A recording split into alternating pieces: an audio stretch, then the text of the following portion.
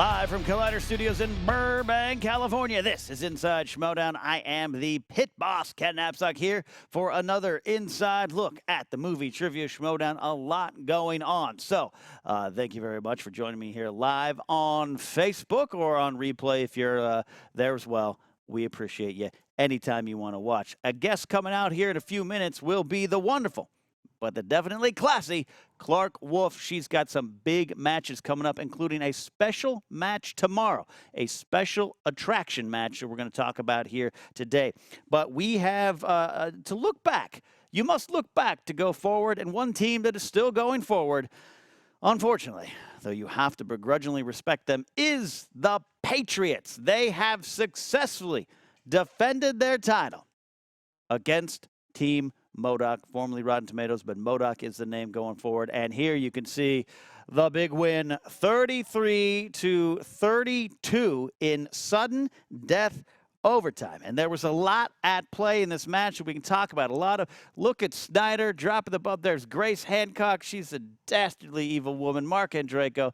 Robert Meyer Burnett, new to the faction. He almost looks like that guy at the party looking for someone to fist bump, but they don't quite know who he is yet, so they're trying to figure it out. A lot of highlights, some stuff to start off. There was a point earlier. This is a one-point game, 33-32. These kind of decisions affected, and you had Matt Atchity think about challenging on the Evil Dead versus Evil Dead 3 here. The whether it was released in the theaters or the DVD later, whether it was titled, and he decided to hold back. We don't know at this point if he would have won that challenge, but that's the kind of decisions a lot of players and teams have to worry about making. You have that one challenge rule. It is important at times, and you see it's much like missing an extra point in the first quarter. You don't think much of it. It's 1 point, but then at the end of the day, you have a sudden death game, 33-32. And, in round two, Patriots had an interesting decision, and I think this shows the skill level of the Patriots. Jeff Snyder and JTE, again, begrudging respect to these two guys who have now defended this title 4 times. 7-0. Can you believe it? In round two, they showed their strength by sticking with disaster movies. Not one of the categories we see pop up a lot on that wheel. I like that they looked at each other in the eyes, as they do, almost romantic, and said, we're sticking with it. And they had a strong second round, and in a 5-round game, to get that kind of advantage early and put the pressure on your opponents early, that had something to do with it. And then in round 4, which is, in championship games, this is that you got the buzzers. This is a speed round. And Schmoedown started strong. Atchity and Drake, do not underestimate them ever. There's a reason they got this far, a reason they beat us in the Nerds Watch. They were playing these characters. They were playing Boris and Natasha, and there seemed to be a little of when Atchity was answering, you have 2 seconds. If you go back and watch, Harloff clearly says when he's explaining the rules, you have 2 seconds. And there seemed to be some moments that led to some hesitation. And he, again, maybe lost a point that he might have known. I think he understands what was going on. I think now it's clear. But at the time, it seemed to hurt them. Again, you lose by 1 point. So all teams going forward, if they're in championship games or you enter a speed round, you have to know it's all about that buzzer and answering. I'm curious to see what you guys think about that. You can write in with your thoughts on that. And then, of course, the sudden death. I love this format. There was some talk about this format. Anytime there's a little bit of change, I get it. There's going to be some debate in the forums, in the chat rooms, and wherever you meet to talk about things in the alley out behind the dumpsters. I get it. But I love this, that all 4 teams, 2 on each side, you have a whiteboard. You both have to answer correctly. It can lead you saw at Star Wars Celebration, we did something similar, where we went to sudden death, and me and Campy have to answer back and forth until one of us gets wrong. It's not about who's fast. It's about who's right. And I love this idea. I love how it played off. And that moment where JTE wins, kind of little off. I wish we had that shot that I saw from my vantage point. When I can try to reenact it. I don't have a backwards hat or a dirty T-shirt, but JT realizes he had Dumb and Dumber. Everyone else misses it down, including his partner. And Atchity gets to the final one, puts up that blank page, and JT just, I got the right answer. The guy knows his stuff. He knows how to answer, but the pure joy on JT's face, it almost makes me miss the days when he was America's hero. and before he was Little Evil, because you could see in his heart, buried beneath the darkness, that people like Jeff Snyder and Grace Hancock have and Finster, Tom, whatever the hell his name is nowadays, have kind of put in his heart and kind of kept there. It was an interesting moment, great joy. The joy of JTE. Someone should make that. Brian Ward, make that face. Get a T-shirt going on there, and that's that. So Patriots still the champs, which means all the teams in the Ultimate Schmoedown Team Tournament are going to be gunning for the old guard, the old dogs, the Patriots, and the tournament starts next week. Tuesday, right? The first match. Give me that thumbs up, Harloff. Tuesday, right? Yeah, some things got moved in the program in here. Team Track versus Team Cinema Blend. We'll put up a poll, and I want to see what you guys think. Cinema Blend, I think, we talked a little bit last week, kind of an unknown factor, but I like Team Trek in this one. Mance and Inman have been down this road before. So let's get up that graphic there about the seedings. We've got, we had the special. You can still see it on YouTube. Me, Harloff, Aroka kind of broke this down, going over the brackets, the left side, the right side. You see these teams. And up at the top, there is the Wolves of Steel, a veteran team with championship pedigrees. They have the ability to be the champions, is what I'm saying there. And they take on the Wild Man, Josh Makuga, and a bunch of question marks.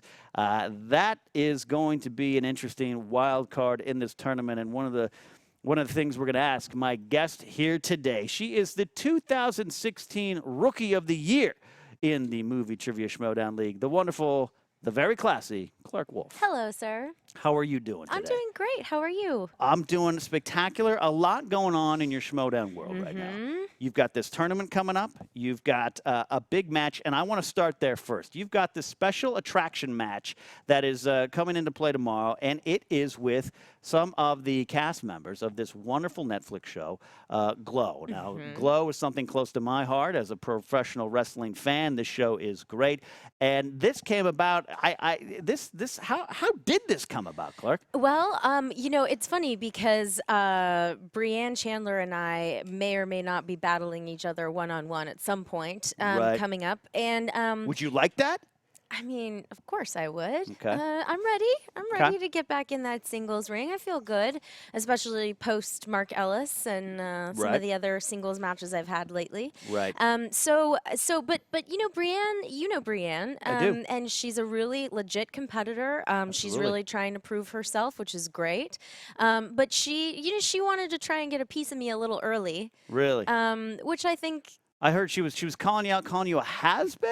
Yeah. You were the Rookie of the Year last year. I guess things move fast in the Schmoedown. But she's calling you a has-been? Is that what started this? It is. She found me over by the wheel trying to make friends with my arch nemesis, the wheel. The wheel, right. And you know, she wanted to start talking a little bit of trash, which, you know, is not my bag. But she had You're classy. That's right. Yeah, classy lady. That's right. And so she had acquired some ladies from the show Glow to play in a team match. She wanted a team match, and so she's going to get a team match, and she's going to get one on Friday. So she has got Jackie and Kia. Yes. Also known from a wrestling fan of myself, Awesome Kong. Yeah. Wrestled for years. Great stuff. Against Britt and Brittany, right? That's on your team. That's here. right. The classy team, the Misfits. This is, I love these special attraction matches, these Celebrity Schmoedowns, because it's very easy to look at some of these celebrities and think they don't know movies. And sometimes that does come into play. But other times you see in their eyes, they click what they're doing. This isn't just some little side thing on the phone, and they start getting into it. I'll say this, you know, I'm really happy that Brianne and I got to be captains on this one. But there are some heavy hitters. You know, when we play this match, I think it's going to be a lot closer than people think. And there are some heavy hitters from the Glow girls on both sides. Right. And so it's going to be an interesting match. And that goes up tomorrow. You'll see them competing tomorrow here on Collider Video. Check that out. Now, that's interesting. You know, I want to start here a little bit more on this idea of, you know, Brienne's intense. Brienne, you say she's out to prove herself. I think she kind of already has proven herself. I think it might be one of those things that maybe she just steps back and maybe won't attack you. Maybe when this is settled in there, when you guys get head to head. But there's this idea of you kind of. I love this setting the way for the women in the Schmoedown. Now there's definitely some female competitors before you. Katie Sackhoff, Bonnie Somerville, Gray Drake. But you come along and you make a mark, and it's important. This is because we don't have a women's division, we don't have a men's division, nor should we. I feel strongly, and I think you agree with me there. I would absolutely agree. But it was important for you to come in and kind of break the glass ceiling here because you've inspired a lot of people to come, a lot of women to follow you, including Brienne, Stacey Howard, Rachel Cushing, Gray Drake to come back into Vanessa from Late to the Party. Perry Nemiroff's always kind of been there too, so let's not forget her. But you're the first one the fans looked at and said, we want her as a champion. Yeah. How do you feel about this role? I mean, I think I'm excited by it. I've wanted to play in the league for a really long time, and so when that opportunity finally came up, I'm really glad that, I was able to get a couple cracks. You know as well as I do that I'm not thrilled with my one singles crack at the belt. Right. I don't love the way that match with Dan went. I think it was a mix of just a bad match. It just wasn't for me. It wasn't my day. But also, you're a little green, and that whole thing happened super fast. Pressure too soon, or you said it happened too fast. Just you get to that Super Bowl season too early. Yeah, I mean, I do think that it would have been nice if I had had another match or two under my belt before I went up against Dan, because as the audience knows, it doesn't matter who you are. Dan is almost impossible to beat. And also, things are a little different. Like the way we play the game now is a little different. We all have the same first round questions. That was one of the things that always used to get to me about the Schmoedown was, okay, your first big test, do you pick questions A or questions B? Do you pick, and if you pick wrong, you can really screw yourself. And I'm not saying that my match with Dan would have gone differently, but if I had picked his questions instead of mine, I would have started off on a better foot. Sure, I understand. I think that's one of the strengths of Commissioner Harloff and the powers that be is when they look and they listen and they think if something didn't quite work and they're willing to try something new, which is why I love the new sudden death or this version of it here. I want to talk about the Wolves of Steel. Okay. I know your partner Mark Riley very well, and when he lost that title, we got Dan, the second-time, two-time champ now. Riley lost the belt. He wanted to walk away, I think, a little bit. I saw the fire in his eyes go out a little bit, but I also know Mark's a very competitive guy. But you kind of came to him and said you want one more run as the Wolves of Steel. Yeah. What was the thinking behind that? I mean, I think for me, it's like, look, I would really love if Mark and I could win those team belts. We had a shot and we just missed it, which was a bit of a drag. You guys know, if ever there was ever a belt that I thought we really wanted and that we could have had, it would have been that match. And so I wanted to give it one last try. I wanted to ask Riley, hey, look, it's a tournament. Let's just have fun. Let's go out there. Let's see what happens, And if it doesn't work out, then, we went out swinging and we did our best. And if it does work out, then we go out with, well, we don't go out. We have belts. Yeah, there you go. Blood on the tracks, out on your shield. That's something there, too. And I really think a lot of people are rooting for you guys. But you're taking on Josh McCouga, a man who you fought in this arena before here. I'm sure you want revenge, and I'm going to get your thought on that. But Caitlin Griffin out there is a great question. Who do you think McCouga's partner is, and how do you prepare for someone who you don't know? That's a great question. I have no idea who McCouga's partner could possibly be. I mean, honestly, so we all love Josh McCouga, that lovable goofball. And do we? I think we do, mostly on good days. But that's the thing, is that when you look at somebody like Josh, who's he going to pair up with? Well, he's not necessarily a heel. He's not necessarily a face. He kind of runs in all the circles. So pretty much, I wouldn't put it past him for any free agent. I mean, Josh surprises us all often. So yeah, it could be anybody. I think Josh surprises himself. I think that's fair. More than anyone else there. Do you, in last year's tournament, you met McCouga and a defeat happened. How much is this revenge against Josh, or is Josh just one of those wild guys that you're like, hey man, that's cool, we'll meet again? You motivated at all by that? You'd think that I would be, and I'm not. But I don't like that I lost to Josh that second time. You're classy. I could see it coming through. This isn't just a gimmick. It is you. You're classy, and I like that. You are also going to be in the singles tournament. Yes. A lot of people gunning to get the right to face the champ, and Dan Murrell is, like you said before, just a amazingly tough competitor. He grabs onto that belt. It's going to be tough to take him down, but this tournament's going to help figure that out, and it can kind of get you on the map. It would be very important, I'm sure, to get a title of any kind, but that sitting there by yourself, that's got to mean a lot. It would. It'd be cool. I mean, I don't know. I've said before that I don't think that, that something like that is necessarily in my future. But I certainly would like to try. So we'll see. You know, I've had a string of good singles matches, and hopefully that continues. Well, yeah, you are the number 2 spot. The number 2 spot because you defeated last year's winner of the Ultimate Schmoedown singles tournament, Mark Baby Carrots Ellis. I actually didn't realize that. Yeah? No. You didn't know you were the number 2? No. We're breaking it to you here? How does that make you feel? I'm sure Christian has told me this, and I just didn't really Or did you want hear to it. block it out? Do you not want to know? Do you not want to know? Did I just spoil it but also put added pressure on you? You know, How do you react to that? No, I just want the fans to know that, you know, hello, leave me alone. You guys think because I'm not theatrics and nonsense. Yeah. That I'm not a serious or legit player, and Is I that am. what you think? So if you but you come out with Riley. You do some Yeah. great Oh, yeah. intros. You know, Cody, if you played it already, I apologize. You can play it again of this great intro against the Patriots, coming out with the thriller theme there. So. You think? What do you think? You think if you did more fireworks? Look at you dancing. You and Mark are dancing. By the way, that's how Mark looks every day. Before breakfast. Yeah. Look, we have fun. Clearly, we have fun together. But I think it's because I'm not running around yelling at people or trying to break things up or You're you know, angry about that. I just think I'm classy- angry about the fact that I'm not angry, and that costs me like cred in the audience's eyes. I think you have a lot of cred. I think you have a lot of cred. But here's a great question from Linus L. Babcock. Yeah.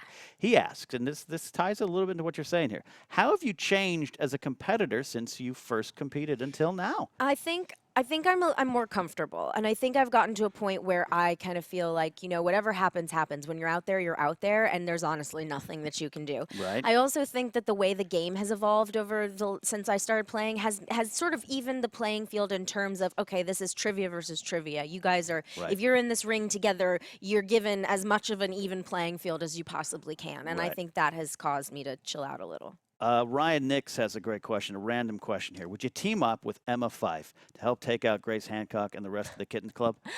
Would you want to do that? You know, I think that there could be more unity on the ladies' side somewhere. Okay. That's what I'd say. It's interesting enough there. You got the tournament coming up here, the team, but the singles. And one final thought here about the singles that I want to ask is you, it would appear in round 1, the way I'm looking here, you're gonna get a chance to face Miss Movies with a lot on the line.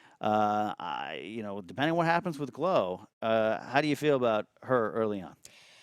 I think that she has she's marked her place in the league. You know, I think she hasn't maybe won as much as she would like to, but she's definitely a presence, and she's definitely carving out her place. Yeah. And also, I don't take anybody for granted. Nobody, Nor should never. you. We've seen that. Final question for me. Yeah. And some people, you've been asking it. Several people have been asking, so I can't give credit to everyone. It's a great question. Based on what you know now, based on what we're seeing with the 7-0 Patriots, go back to the decision to not be JT's partner. Would you change your mind? Nope. Because 7-0 Patriots are not 7-0 Clarke and JTE. And, you know, JTE and I had a really close, hard-fought singles match, but I beat him. And so I don't take my decision back. I'm playing the best game for me, specific to me. And JTE is playing the best game specific to him. And it looks like Snyder was an incredible partner for him. So I don't take it back. All right. I like that answer. That's diplomatic. It's classy, but it's determined, which is very much what Clarke Wolfe is in and out of the Schmoedown arena. I hope you guys enjoyed hearing from her. Great questions out there. A lot of great questions. You know, we're live every Thursday. Get your questions in early. We look at them. We also got questions that we take live. This is your chance to interact with us. We have the big special attraction Celebrity Schmoedown match going to be tomorrow. Clarke Wolfe and her team, the classy team, versus Brienne and the Misfits. It's going to be a fun match. You're going to love it. And the tournament starts next Tuesday. We have Team Trek versus Cinema Blend. Let's go, guys. We'll see you next time on Inside Schmoedown.